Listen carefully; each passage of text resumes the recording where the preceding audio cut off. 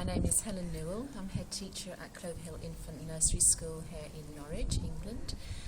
We are an area of considerable social deprivation and difficulty. One of our difficulties was around attendance. We had very low attendance in this school, 82% attendance across the whole school year. The government wanted us to get up to 95% attendance. With that sort of barrier in mind, we got our heads together to think, how could we deal with that? And came across the Index for Inclusion, which we decided to be a pilot school for, and now use that for all sorts of things, not just the attendance. But thinking back to the attendance matter, we looked at all the questions around barriers to good attendance and chose, I think it was 3 or 4 areas that we could really tackle.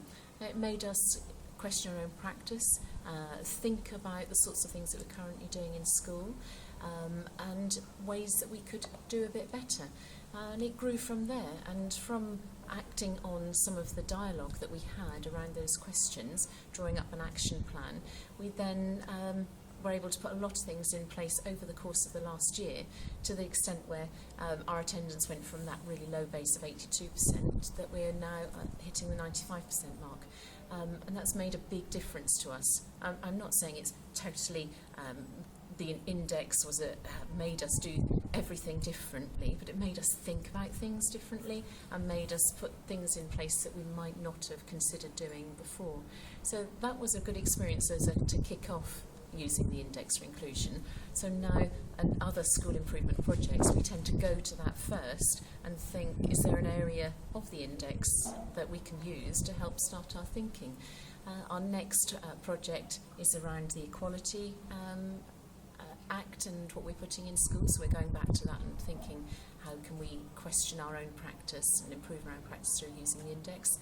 And equally, sustainable schools, wanting to do a number of things to help improve our position within the community and become a more sustainable school.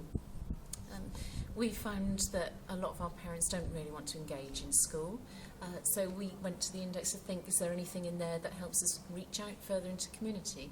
We've done a number of special projects like carnivals and processions and events. We're planning one on Shakespeare this year. We went to the index to see if we could use any of those questions to help start our thinking, and they've been really positive. We've come up with a number of ideas sparked just through the dialogue that the questions initiated.